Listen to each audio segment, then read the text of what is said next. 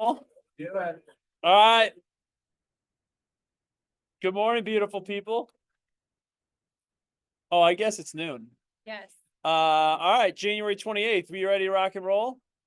So here's what we're going to talk about today. One, I'm handing over the controls to Dana. She's going to run team meeting. I'm here to support her. We have a little compliance updates. I'm going to give tech marketing, training, education. And then I pulled the accepted offer insights for January so far to give you an idea of the deals that are winning, to give you perspective. And I'm going to compare it versus last year during the spring market. And then lastly, just from a macro scale, I'll just give you a quick organizational update from a people, places, what's going on in all the locations, and just kind of, we have some moving pieces and puzzle pieces. Dana's part of it, but there's a broader scope of some other things that are going on than just to inform the group. Cool? Yeah. All right, with that, Yeah. Dana, it's all yours. And have grace with me because I'm getting over being sick, so I have cough drops going on here too. So I apologize, guys. Taking me a minute. So I want to start off by saying hello to everyone. How are you guys doing today? Good. All right, awesome. So obviously, I always like to point out that our values are God, family, then business, and kind of move on into bucket fills, my favorite thing. I did check the jar downstairs. There was one, but it just said keep smiling and there was nothing else on it. So not really sure who that was intended for, but it was a great reminder. So for those of you that don't know what bucket fills are, because I know we have some new faces in the room, a bucket fill is exactly that. Just saying thank you and giving gratitude, paying it forward, telling someone thanks for maybe opening a door, or maybe if you were out of town, showing a property for you. So who has bucket fills? Go ahead. I don't think there's Jeff in the room. No. So Jeff Nevin, thank you if you're listening. The entire MindRight team essentially was on vacation, and he really helped out to make sure any new client inquiries or leads coming in were being serviced and worked at a high level. I love that. And provide additional support for any clients that were in need while we were gone. So That's awesome. really appreciate him for that. And we were jealous of all the pictures that you guys kept posting. It was a good time. Yes, seemed like it. Bucket fills, any other ones? No, go ahead. Yeah, I just wanted to thank Scott for being for us all because we love you first.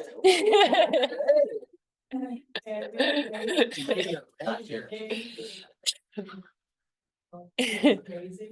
Just had a great bonding time, so it was wonderful, the team building and straight over that. Can't wait to hear what you guys have learned. Michelle is passing around what are your favorite things sheets for you guys. So I know it seems kind of like, we did this back in kindergarten, but there are times when we will actually go through and send you something. And I don't want to send you something if you're allergic to peanuts or you hate flowers or you're only into certain drinks. So you don't have to fill it out now, but if you'll fill it out and just get it back to either Michelle or I, we're going to put it in your file so that we actually know what you like.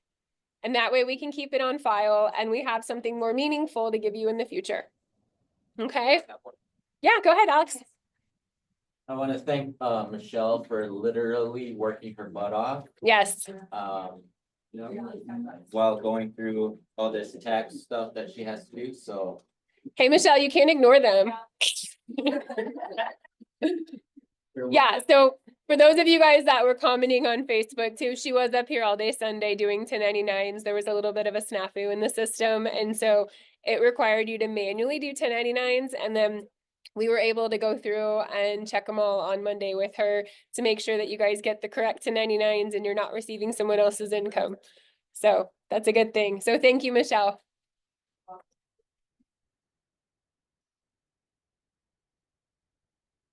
Any other bucket fills? All right, well, we will keep moving along. So we want to welcome 3 new agents so far. Nick Bardos, I'm gonna let you stand up and say hi real quick. He's actually here. He gives Scott a run for his money and height. We did a side-by-side test, so we think Scott has him by a little bit, but that's okay.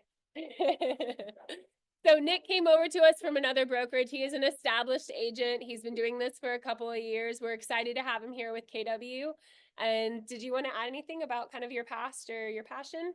I guess I'll just say, so I'm from like East River, Monaco area, which grew up there, and I went to school in lacrosse, UW lacrosse, and that's when I started real estate there. Did it for just over a year there, and then I just moved back home right COVID.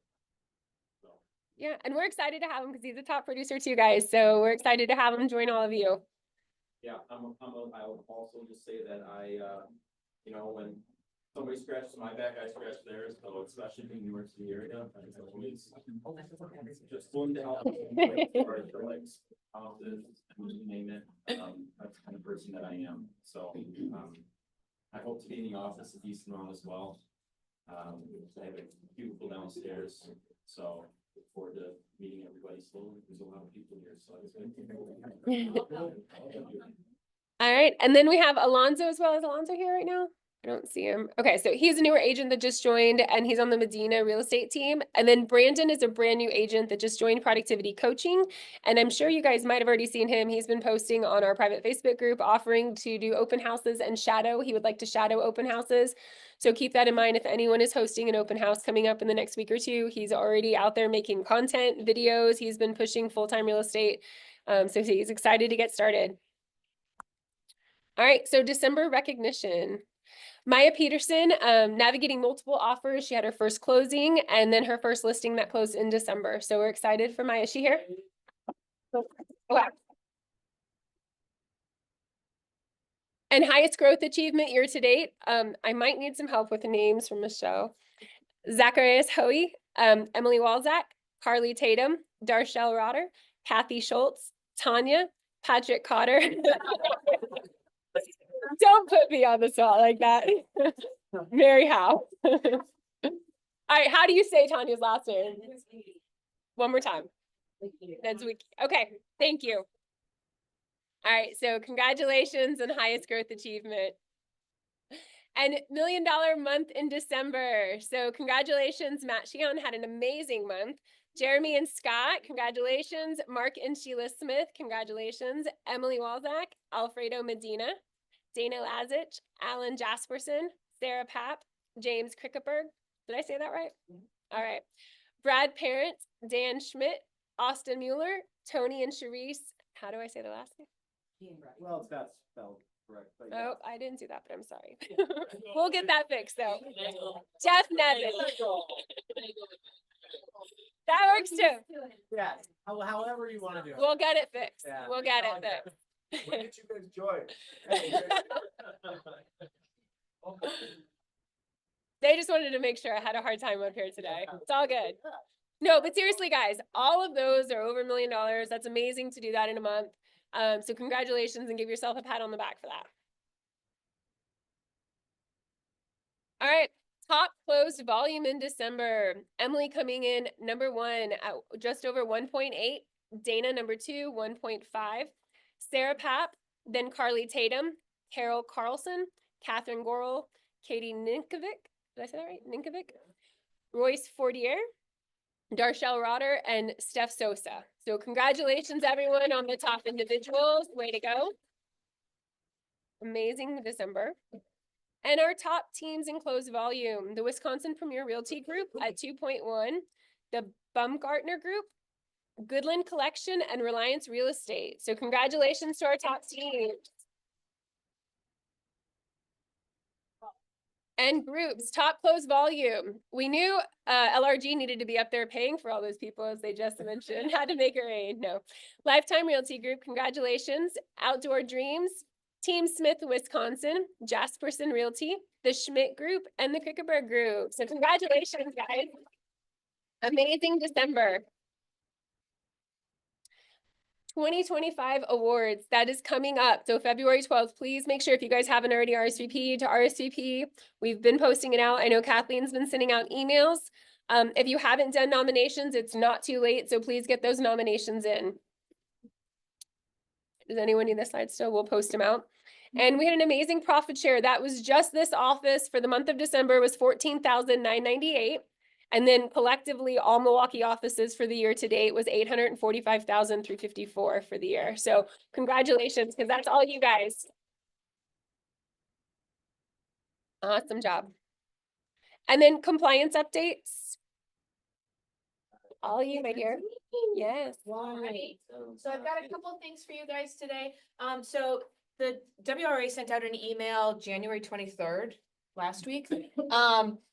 There's some new rules that are effective as of yesterday. If you are somebody who does cold calling, so texting, telemarketing calls, and there's a reminder at the bottom, if someone has given you permission to call them, that doesn't apply to this. So if you're calling your sphere, if you're calling your past clients, this doesn't apply to that. But if you are somebody who's making cold calls, there are some changes to the rules where it's a new FCC rule that requires agents to obtain direct consent before using an auto dialer or sending a pre-recorded voice message.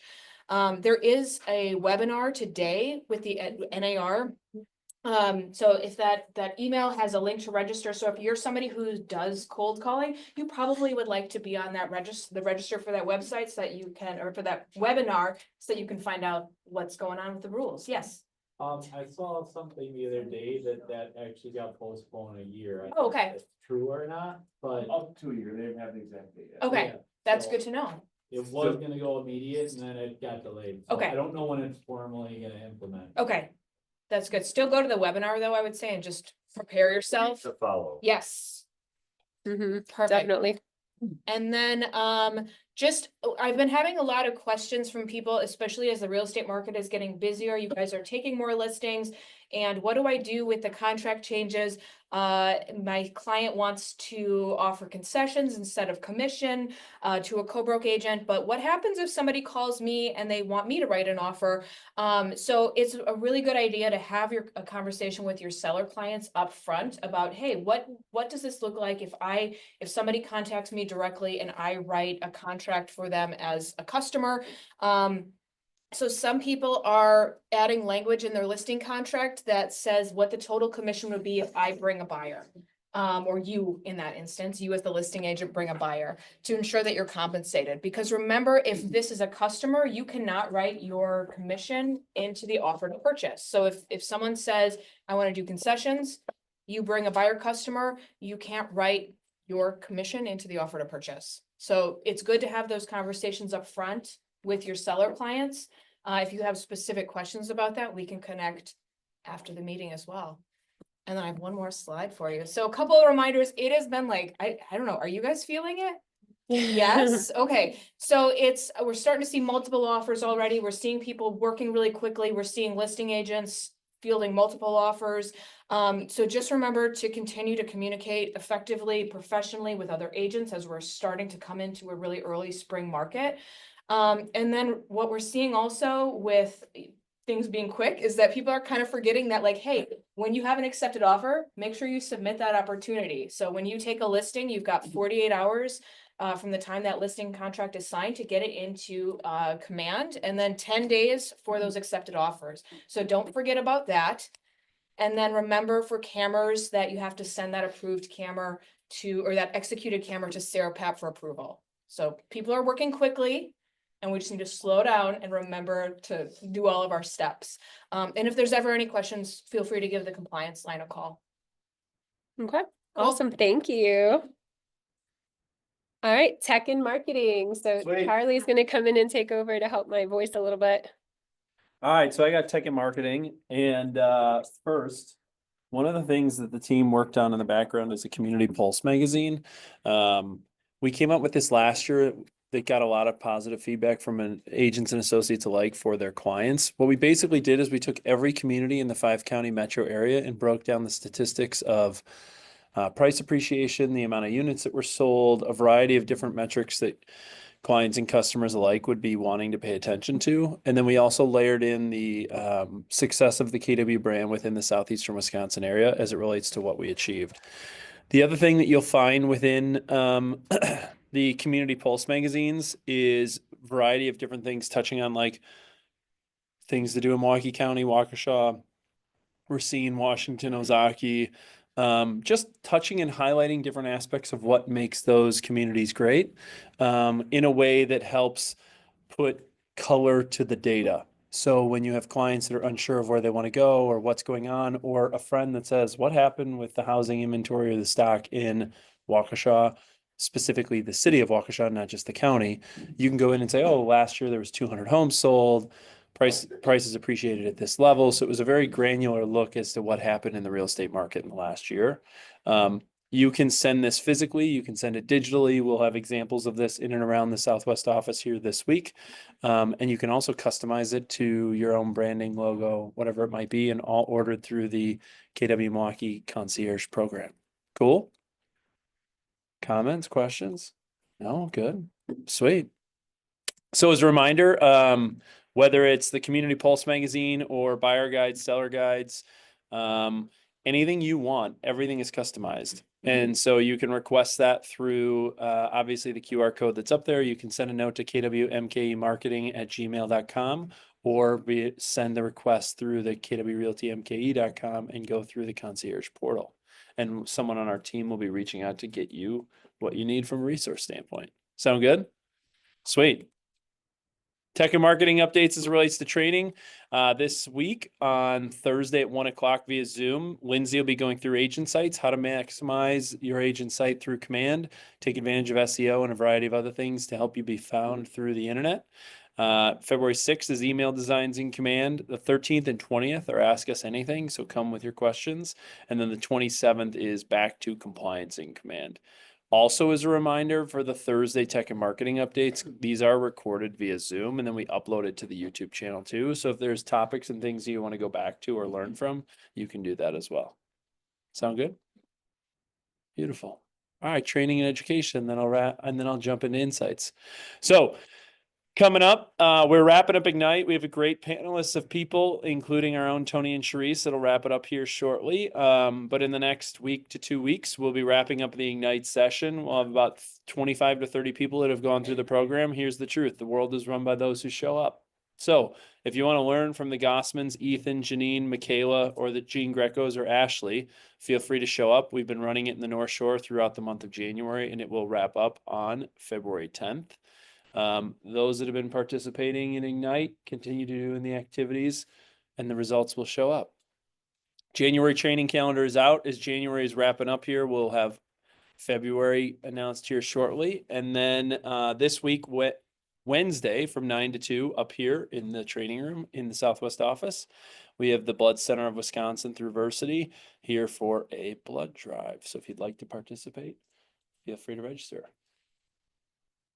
February training calendar here. A couple things to point out. Obviously, for those that are going, you're one of the 40 plus ish people going to family reunion in Vegas. That is happening the week of the 17th.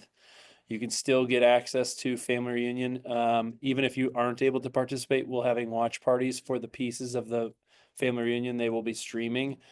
We know the vision speech, the 12 truths of bold laws that Gary will be walking through. So even if you are not physically present at family reunion, there will be aspects of family reunion that we will be streaming into the offices for you guys to take. Yeah, and if I can say one thing there. So we had a few requests through some of the one-on-ones that I've been doing with you guys to find out who is going to family reunion. And so they are actually, Willis is working on slides for all of the offices and we're going to have them going up on the TVs this week. And you'll be able to see everybody from our office that is attending and then those that are attending from other offices. So that way you guys just kind of have an idea of who all is going. Cool. All right. Super Bowl party. So this was something I wanted to bring to you guys. We did it in Houston. It was a lot of fun. We combined 4 offices. Right now we're just doing it our office this year. So I'm bringing a chicken tortilla soup. You guys can sign up. Everybody can bring a soup and it's that we're going to have a big bold Super Bowl party. I'm sorry the favorite teams are not in there, but it's okay. But it'll be a good time and lots of food. So please join. And then next week, Wednesday the 5th at 12:30, Magnolia Tax Services will be coming and doing a lunch and learn at the North Shore office. Everyone's welcome and willing to attend. Why should these guys be paying attention, Dana? Well, so it's huge. There's tons of tax write-offs. One of the biggest things that I find every year is that agents like to go out and buy a new vehicle because it's a tax write-off, but it's only a tax write-off if you're specifically buying what's published on the list that they put out every single year. So that's one of the many things they're going to be covering. So Kathleen and I have agreed to take over a caravan of agents over there to help carpool. If you guys are interested, we're going to all go over there in a big group and make sure that you attend this tax class. But it is the best write-off class and they're only offering it once a year. So I highly recommend everybody comes with us. As the resident former CPA, Yes. she's telling you what you need to know.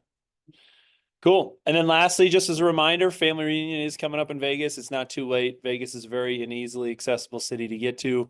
I will tell you, look, I've been to Inman, I've been to Glover, I've been to Riz Media, I've been to the Gathering of Eagles I've been to all these events. My personal opinion, family reunion is the best maximum return on your investment. Why? Because you get to choose how to spend your time within the event. The networking that happens, the people, plus Vegas is a great city to collaborate and cultivate new relationships. So Well, and there's a really cool app now this year, so you can download your whole schedule and tailor it to what classes you're interested in. They really stepped it up a notch. And there's over 250 plus classes that you can say, I only want to look at these classes, and it's going to tell you what days to take them so that you don't have to miss them on any other day. be there, be square. And the CEO Summit will be there, family reunion as well. A few of the speakers they've announced, Julia Lachey, who we all know and love, Jay Baer, Chip Heath, Dr. Robin Hanley Defoe, Sean Connell, all focusing on really health, wealth, and your well-being. And that's the first day of family reunion. It's an additional $299. It's from 12 to 5, but Gary comes out and speaks and usually starts it off with Jason Abrams and Jay Papasan. And then lastly, from a training and education standpoint, those who run teams or interested in learning more about teams, or those that want to grow a team, Opportunity Knox is coming back on March 10th from 3 to 5 at the Zufari Conference Center, where we will be putting talent in front of teams, allowing people to identify or compare value propositions of a variety of different teams in a way to help cultivate a talent incubator. And so that will be on the 10th from 3 to 5 at the Zufari Conference Center. Cool. All right, let's go through some economic upside insights and market perspective, shall we? Feel free to ask questions, poke holes, whatever it might be.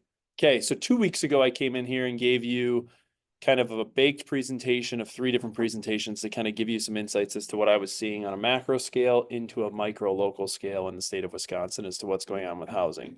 I gave you 6 things to be paying attention to in terms of macro trends, economic indicators, demand, sales and inventory price trends, and multifamily insights. It was about a 65-page presentation.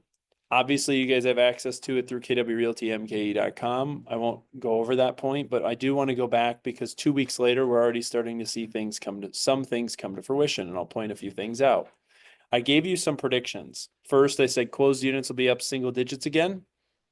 I think closed volume will be up in the southeastern Wisconsin area plus 7% or more. I expect a downshift in rates that will create an opportunity for a refi environment. In the 2 weeks since, there's been a lot of commentary on rates with the changeover in administration. I do believe that there will be more pressure from the changeover from the rate environment that we need to be paying attention to.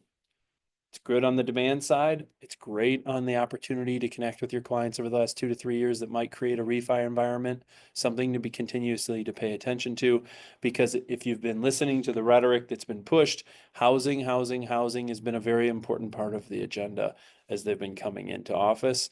And so housing is an important piece as to how they, again, reignite the economy, because housing is the first thing into a recession and the first thing out of a recession.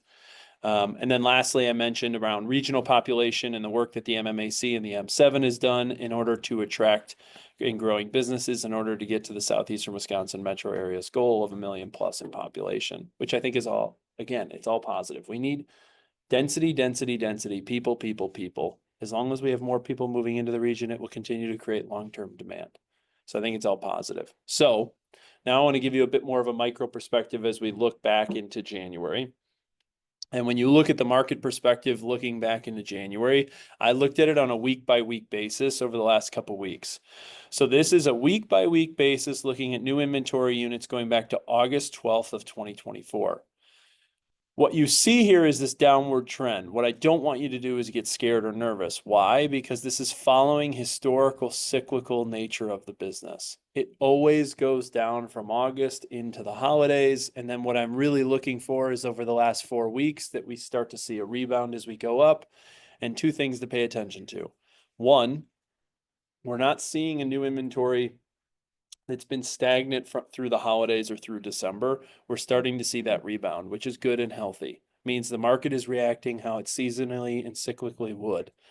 The second piece of it is when you understand that when new inventory comes to the market, we also want to understand how this impacts demand. And this is units that have gone under contract over the last couple weeks. Going back to the week of January 6th, you had 251. The following week then was 308. And last week was 318 units that went under contract. And so what I'm looking for, and the reason I looked at this on a weekly basis, was coming out of the holidays, we wanted to see this bump, which is good and healthy, which was what we've seen. So then I overlaid that with new inventory units and units that are going under contract to say, all right, are both bumping at the same rate? So as new listings coming to the market, are we seeing that increase in units going under contract? I heard some of the commentary over here on this side of the room that you guys are now starting to feel that, correct? The bump? Perfect. Now, here's the only challenge to the bump is demand still has remained elevated, and you can see here at a point in time in December where actually units going under contract surpassed or exceeded new inventory levels. Is what it has continued to do is put pressure on total inventory. Okay, so last week in the southeastern Wisconsin metro area, there were only 3,500 units that were active without offer. That's still low, right? And so the reason I bring this out or I'm paying attention to it is you have to understand how that parlays with your strategies, not only on the listing side, but on the buyer side as it relates to how deals get accepted and what pressures you might see or face heading into the spring market. So what I started to do with the help of Sarah Papp and Kimmy Herbert is we started tracking the data again as it relates to accepted offers and what is happening or what within the deals is getting accepted right now. And so then we used it versus a comparative of last year in the spring, and then we'll continue to move it forward so we can pay attention to when the market really pops. Okay. So last year, April and May, and the 2 months combined, we reviewed 800 offers. You can see here the list price to accepted offer ratio, earnest money, inspection contingencies, cash offers versus finance, average down payment, deals with appraisal gap, and appraisal gaps offered. Okay. And then I took a little bit of a break and I said, all right, let's look at what happened in July. And if you don't remember, last year in June was a softer month than normal. June is typically the highest, most productive month in the year. It was soft. So we looked at July. There were 294 accepted offers that we reviewed in July. And you can see the insights here. So then what I did is looked at what is it in January of this year so we can start following trends. Now, we only started tracking this within the last 2 weeks, but it's directional in nature. Okay. We looked at 82 accepted offers within our universe. Interesting right now, list price to accepted offer ratio was 98.9%. Okay. So the buyers took a bit back more of the control, or listing agents were getting a bit ahead of their skis as it relates to pricing. Earnest money was 1.6% or average $5,700 per deal. Inspection contingencies flipped. 60% of deals had an inspection, 40% did not. 40% is still relatively high that do not have an inspection. Okay, but if you go back here to April and May, last year, only 44% of deals had an inspection when 56% did not. Something we're paying attention to. Cash offers versus finance really didn't change. For all intents and purposes, 30% of deals in southeastern Wisconsin are cash, 70% are financed. Of those that are financed, the average down payment was 19% in the month of January. And here's another triggering thing where buyers are taking a bit back more control within deals. In January, only 7% had an appraisal gap with an average appraisal gap of only $9,000. So the reason I bring this up is, one, to drive awareness as to what's winning deals and what is the data telling us as it relates to how we communicate with not only our buyers and our sellers, but also we're going to be tracking this now moving forward so that we can start to see as some of these metrics shift, that you can prep both your buyers and your sellers on the front side of the shift of where strategies lie. Yes. If we're gathering the data regarding appraisal contingencies, is there any way to add also what percentage of offers have no appraisal?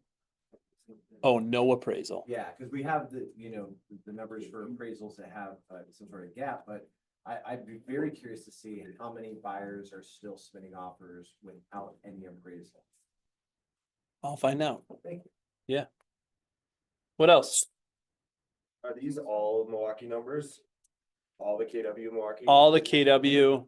And it could be like, Scott, if you have the listing, we're pulling the information and who has the buyer if it's a co-broke.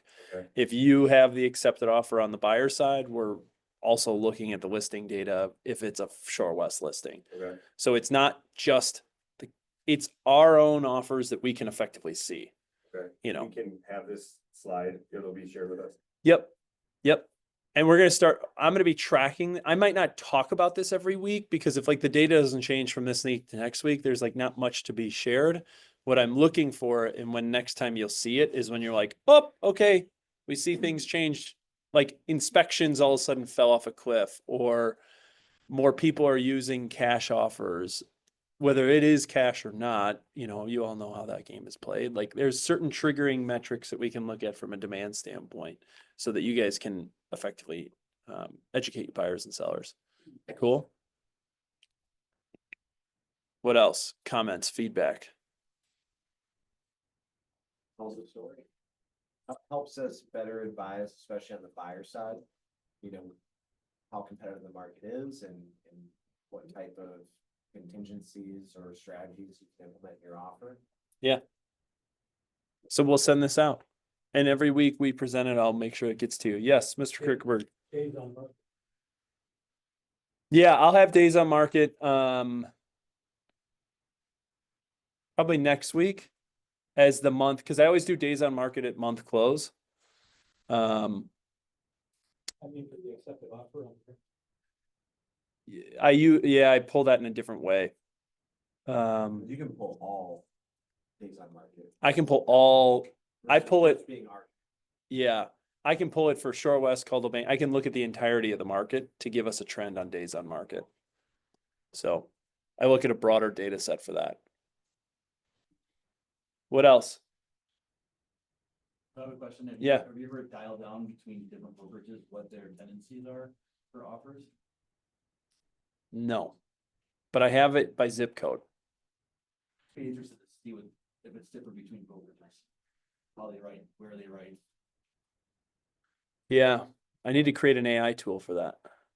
I can tell you this part, where I got this idea, the brokerage that does it, I've reconciled it with their numbers and it's like spot on. It's like less than a 2% deviation. And our size and scale now across, I mean, okay, when we look at 800 offers in April and May, it's pretty in tune when you're looking at 800 offers across our universe of market share. It's directionally going to tell you how the market's trending. Cool. Sweet. More news to come on this as we dive deeper into the data as to what's winning now heading into the spring market and trying to help you identify when that's coming. Cool. Sweet. All right. Last thing, I'll just give you a quick org update across the umbrella. We've been hard at work on finding talent. KW as an organization across southeastern Wisconsin is growing and we're looking for great people. We found a lot of great people and we've been working in the background to fill some spots as we continue to grow and then looking at how we reinvest back into the value proposition for agents. So for example, this is a vision board thing and I'm not saying when and how this is happening. Like we have the tech and marketing concierge. How we deliver that, we want to refine it so it's just its own department. That's all they do because I believe in specialists, not generalists. So there's different things that we're playing with. There's different tools. I hinted at AI. We're looking at different tools and things to help bring in locally that I'm resourcing and sourcing in terms of investing in our agent experience. And yeah, kind of a broad topic there. But what I wanted to share with you, which I shared with the Prestige Group as they were kind of integrating into the MKE umbrella, is something that I kind of lead our leadership teams with and how we think about how we serve you every day. And someone mentioned to me that this would be a great reminder to share with all of our teams. So, you know, I really challenge our team with this. One, every day we want to create energy. When you create an energy, it becomes infectious, and then what becomes infectious becomes your culture. What do you want to be known for and what's your standard? Then how do we take that energy and we engage talent? How do we capture their imagination in order to attract and retain talent? Okay. And when we create energy that creates a culture, you will attract and retain incredible talent. When you do that, you also have to own your results, qualitative and quantitatively. It's one thing to create energy, but if your energy doesn't create results, then you're misusing your energy for the purposes to why any of us run our businesses. And then lastly, you're in business for a profit. Everybody is. And profit share with us is cultural. Why? The reason why I'm just going to use you because you're sitting right here. The reason why Gene Greco's Teach and Ignite is if we help someone become more productive today than they were yesterday, then everyone benefits from that level of raised productivity, professionalism, and what we do and how we serve. And when we do that at a high level, KW becomes the most compelling choice in southeastern Wisconsin. And so I've been challenging our leadership teams is how are we showing up to create energy, engage talent on the results that delivers ultimately what is cultural for us, which is profit share, right? So over the last couple of weeks, I'm just going to show you some new people, new faces that you might see in and around the area. Some of you have seen a few of these people in and around here. And I'll tell you a little bit of a strategy that I employed as we hired some of these people. First, obviously, you guys know Dana. I had this theory and hypothesis of the growth trajectory of our organization that we would be able to find a really great, talented KW leader in the system that wanted more. Dana was in Houston. She raised her hand. We met right before Thanksgiving, moved pretty quickly, moved Dana, as you guys know, up here. Kids are now in the Eisenhower schools, moved up here with 3 kids, 2 in high school, 1 in 8th grade. Boom. Hypothesis came true. Second piece of it is I've had a lot of success hiring people external from the industry. And sometimes that drives agents nuts because they say, well, why do you hire from external? Like they don't know our industry. They don't know how the transactions work. And I'm like, here's the problem I see with some of our peers. Our peers take good agents, but they might not be great leaders. And then they elevate them into a role and it's kind of a square peg in a round hole. And then what happens is organizations get stuck into this pattern of doing what they've always done, and then they get what they've always gotten. I like challenging the status quo, and I look at our competitive set and our peer set for talent, not necessarily our brokerage peers. I look at it as like talent from a standpoint of are they going to choose us or Rockwell? Are they going to choose us or Molson? Are they going to choose us or Northwestern Mutual? So in the month of November, this person's been working for us since November and sat down here for a little while. I hired Amanda P. She spent 3 years because I don't kind of like Tanya. I'm not great with the Polinshinsky.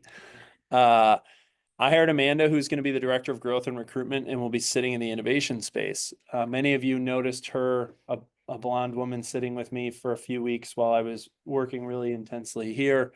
And we gave Amanda the opportunity to learn New Berlin, North Shore, Lake Country before we moved her to innovation. The other thing that I strategically did is in the month of December, she met with Compass, Coldwell Banker, Shore West, Remax, every player in town as if she was seeking a brokerage home. And she was gathering intel for me from a strategy standpoint as to how people are making their pitches and what is their value proposition so that I could understand what the competitive landscape was. So she was hired in November working on all these projects from a consultative approach in the background. The reason I didn't make the announcement was as soon as I make this announcement like I am right now, everybody in town knows who she is, and I wouldn't have been able to gather the intel that I did, which helps me from a standpoint of how we lead and structure the organization moving forward is understanding what the landscape is. Does that make sense? Perfect. Another hire. Some of you might be familiar with this person. She spent 26 years at MGIC, the last 6 years at Focus Title. Maureen Balistreri is shifting over into the KWMK environment, becoming the director of first impressions over in innovation. Anybody here work with Maureen? Rosted? Michelle? She's a great woman, been with us for 6 years, knows a lot about the KW system. She's moving into the innovation space, started yesterday as the director of first impressions. And then obviously, I announced Dana here previously, but I announced Dana to the other part of the organization this morning so that they would be familiar with Dana, her backstory, who she is, and that when people see Dana at events or if they come into this space, they're familiar with who she is. If you guys don't have my contact information already in your phone, if you scan that QR code right now, it'll automatically save me into your phone and it'll give you my Calendly link that you can book a one-on-one with me anytime. So the reason why I share with you all these people moves is I very much want any associate, no matter where their license is effectively hung, to feel comfortable in any of our 5 locations. I want it if Ross, I'm just going to use you, Ross, because I see him at a lot of our locations. If he's in North Shore one morning, that he's familiar with the leadership team there, as he is familiar with the leadership team in here in New Berlin. If I don't know, Mike Reddick, you have a Lake Country listing and you go out to use the Lake Country space, I want you familiar with Nikki, Amber, and Courtney. And that your experience here is consistent and you're familiar with it as it is anywhere else. And that the agent experience isn't like this in one location and this somewhere else. And so we've done a lot of work in the background of restructuring the organization as it relates to roles and responsibilities to provide a consistent agent experiences for all, and that you guys feel really comfortable whenever you walk into an office. If you need help or support, or you say, hey, I need help with the marketing concierge, and you're in a different location, any one of our team members can help and serve you, and we're providing a consistent experience. Does that make sense? But with that being said, we are hiring one here. So we're in the process of that. I've heard a lot of you guys say like we have to get Kathleen and Michelle help. We are working on that. I promise you, they've been a part of the hiring process with us. We're interviewing candidates and that's going on. We've got a couple more this week. So we're hoping to get that role filled first, and then we're going to move on to another role. Yeah. So I share with you all of that to say we're actively hiring and we're actively growing. The challenge in it, as we've experienced, you go through a lot of candidates before you find the right fit, because fit and alignment are just as important, or more important than just a pulse. And so we've had a lot of interviews for the Dofi role here. Part of this is publicly, I'm putting it out to the universe of like, if there's anybody you know looking for a full-time job, it's tech savvy, just a variety of different things. And functionally, it will be in alignment so that Willis, Maureen, Amber, whoever it might be, that we have interchangeable parts. So you'll see some of these people in our other locations as we get a new Dofi down in these environments and helping that person grow. And so I share with you just more so of one, I want everybody comfortable with going to any of our 5 locations. 2, to publicly state, yes, we're still have a role or 2 to fill. And kind of just so that there's clarity and understanding as to what's going on across the macro environment and feeling good about the KW value proposition and some of the things I've been working on in the background that I haven't talked about. But a huge thank you to Kathleen. She's been filling in downstairs, doing her role for training and education, as well as the front desk role, as well as agent services, acting as an ANCA, helping out with that side of it for the role. So I know you're online, but thank you, Kathleen. And anytime she knows I have an appointment with the recruit, which we've in a matter of a week and a half brought on 6 new agents to our office already. So, which is huge, guys. And I wouldn't have been able to do that if she didn't already, like, before she's like, your appointment's in 30 minutes. Here's your packet. Here's their background sheets. Like, I'm not used to having an amazing team like that. And it's been all hands on deck and I love it. So it's been great. Yeah. So it's addition plus. Wooten's just helping us fill the role while we figure out and identify the right talent for the role. And she's a badass doing it. Yeah. Cool. Comments, questions, just organizationally, what's going on, where we're headed. A lot of yeah. So I have a question, but it's kind of backtracking to the data tracking. Yeah. Is there any way to keep an eye on what we're seeing for cooperative compensation and any adjustments or trends that we're seeing with that? Either maintaining stable at the average of 2 to 2.4. Are we seeing more agents or offers reducing that or not even incorporating it in? Just it'd be interesting to see if there are any trends or things changing with the new conversations that are happening with sellers and buyers. I'll look at it. Good idea. I'll tell you this. Across the entire universe of 5,500 transactions last year, our average commission rate in 2024 across all deals did not change from 2023. Right. Average commission per deal Now, 5,500 units. We also can track it monthly. It didn't change effectively because I looked at it September, October, November, but it's something I'll pay attention to as we head into January, February, March. The total universe average commission rate did not change at last year. So I share that with you for perspective because I think that the narrative sometimes behind it is different than the actual behind it. And that's no commentary for full disclosure. My attorney would make sure that I say this. That is not an endorsement as to what is a standard commission. Yeah, and that was news to me when I moved here because in Texas it's 3 and 3 on both sides. It doesn't start off at 3.6 and 2.4. So And that is not an endorsement of a There standardized is a commission. No. standard and it is negotiable. right, it's always negotiable, Whoever is but reported. But Yeah. what closed in the commissions that were paid out, there was no effective change from 24 to 23.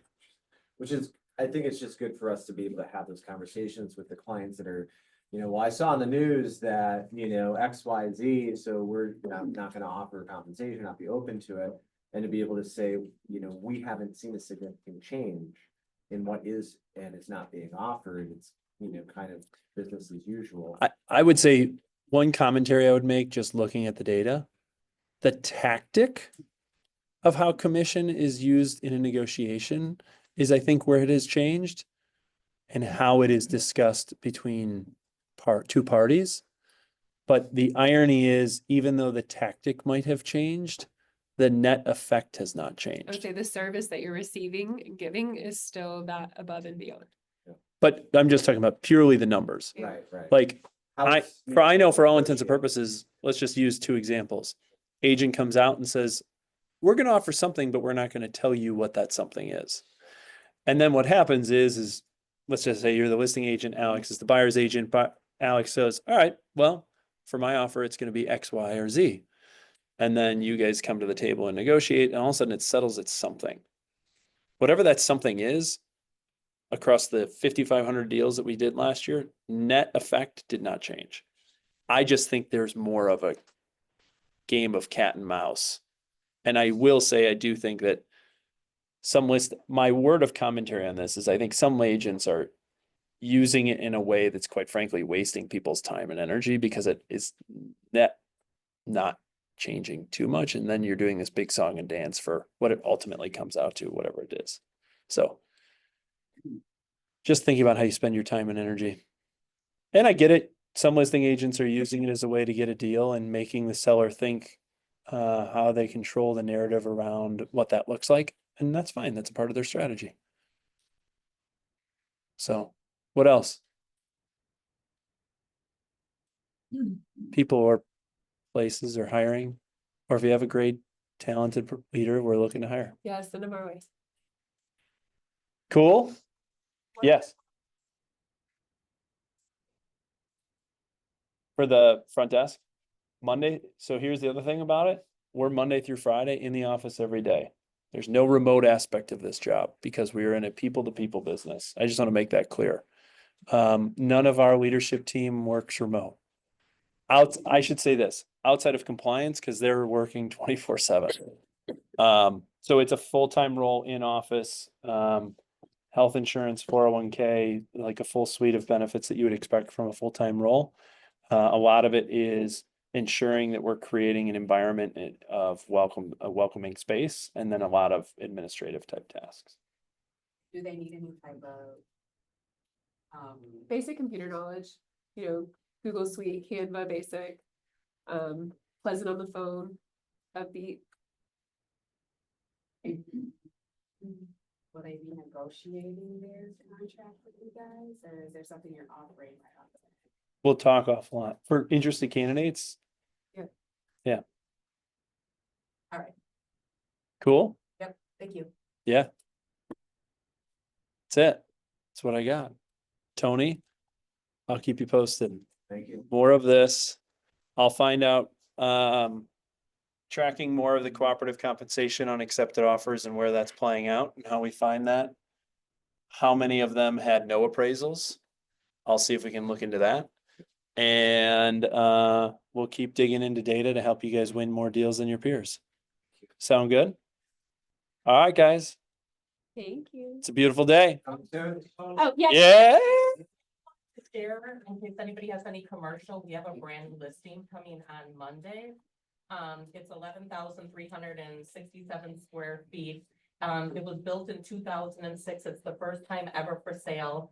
It's a real estate flex space that offers endless possibilities. Currently configured for a church and a daycare with plans for use as a 20 to 24 bed assisted living facility. It's situated on over 2 acres with the potential to expand. It also includes an additional 2-acre lot adjacent to the property. Perfect for a variety of uses and future growth. There is a full sprinkler system, 9 classrooms, 9 bathrooms, a laundry room, 2 offices, a commercial kitchen, and a fenced playground area in the rear. Parking for 14 cars off of 66 and Bradley, 2.3 million. Awesome. I also have a listing copy which Jolene does. It's in Muskego in Astor Hills. It's a 5-bed, 3.5 bath with an office and a big rec room. It's got an in-ground pool, cambridge deck, and a large patio at 985,000. They're looking to do single party, so if you are interested, let Jolene know. Good. Tony Jean Greco, Minor Realty Group. Gene Grego. Gene Grego, of the Midwest Gene Gregos. So we've got duplexes, and more duplexes. I've got a duplex on West Howard Ave that will be launching on the MLS next week, Thursday. 3-bed, 1-bath upper, 3-bed, 1-bath lower. No garage, but ample parking. It's got some really nice updates and improvements, new roof, as well as cosmetic updates for the upper unit. Off market, $299.9 will be going on the MLS, probably below that, but open to entertain any, strong offers prior to MLS launch. Another duplex, South 68th Street. The seller will be looking for somewhat of an extended occupancy. He's waiting for his new construction to be finished. This is also a 3-bed, 1-bath upper, 3-bed, 1-bath lower, double lot, 2.5-car garage. I've got another one hot off the press, South 88th Street in West Allis, 3-bed, 1.5-bath lower, 2-bed, 1-bath upper, 2-car garage, new roof, new mechanics. That one is off market at $335. Also, College Ave in Greenfield. I've got a really cool farmhouse off market, $399.9. 1.5-story, 3-bed, 1-bath, about 2,000 square feet, 2.5-car detached garage on a 1/4 acre. And I've got a really unique property on Wilderness Way in Lisbon. Off market, $599.9. This is a 3-bed, 3 full bath, 2,500 square feet on over an acre, full walkout basement on a small pond, 2.5-car attached garage. Please let me know if you have any buyers interested, like to schedule any private showings. Let's put some deals together, guys. Sounds good. We just acquired a commercial building, and the upper floor will be used for, if anybody has anyone who's looking to leave for their businesses, we will build a suite or suit. I saw suite in my head. Suit. And anything from dance studios, daycare, art studios, whatever. If you have somebody who's looking for something specific, it's in the upcoming Harambe area. There's private parking. And the parking lot holds up to 23 cars, so they'll be parking for their customers, safely and then, so if anybody has anything, just reach out to me, someone's looking for something. We still have our side-by-side ranch duplex excluded in Waukesha. It's a 3-1 on one side, 2-1 on the other. Does need some foundation work, but it's excluded right now. We probably will be going live soon, so opportunity to get in before it hits the market. What do you have? 325 right now. ARV is probably over 400. I've got one, Matt Sheehan, Team Outdoor Dreams. Sorry, Tony. Huh? New listing went live yesterday. Better not be that West Dallas duplex, I'll murder you. Yeah. 10.5 acres in Caledonia, the 7.5 mile road, so about 5 minutes south of Ryan Road. And there's a Serbian soccer complex. It's 3 family members, 3 parcels combined.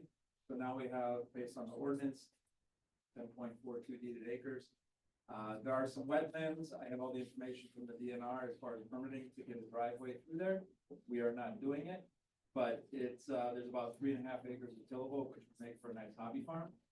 Unique ordinances where over 10 acres with the A2 zoning, you can actually build an accessory building prior to the residence, which I can tell you in my world is not very common. So, and believe it or not, there actually, not that I'm selling this, but hunting and shooting guns is allowed.